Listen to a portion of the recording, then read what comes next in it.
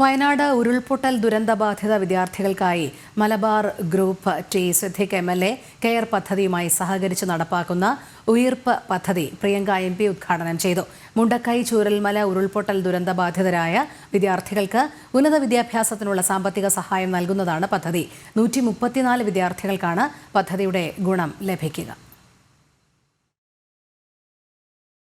ഉന്നത വിദ്യാഭ്യാസത്തിന് ദുരന്തബാധിതരായ വിദ്യാർത്ഥികൾ പ്രയാസപ്പെടുന്നത് കണ്ടാണ് ഉയർപ്പ് പദ്ധതി ആരംഭിക്കുന്നത്.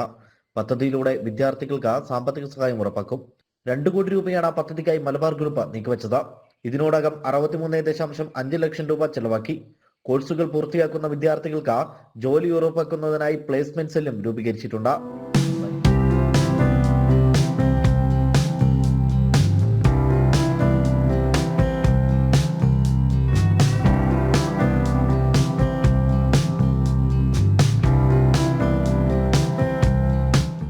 എഴുപത് പെൺകുട്ടികളും 64 ആൺകുട്ടികളുമാണ് പദ്ധതിയുടെ ഗുണഭോക്താക്കൾ. മെഡിക്കൽ കോഴ്സുകൾ, ആർട്സ് ആൻഡ് സയൻസ് കോഴ്സുകൾ, ഏവിയേഷൻ, എഞ്ചിനീയറിംഗ്, ടീച്ചിംഗ് തുടങ്ങിയവ പഠിക്കുന്ന വിദ്യാർത്ഥികൾ ഇക്കൂട്ടത്തിലുണ്ട്. മുൻ MP MV Shreyams Kumar, MLA AP Anilkumar, ജില്ലാ panchayat president Samshad Marakkar, Malabar group chairman AP Ahammed എന്നിവർ ചടങ്ങിൽ പങ്കെടുത്തു. ജനം, വയനാട്.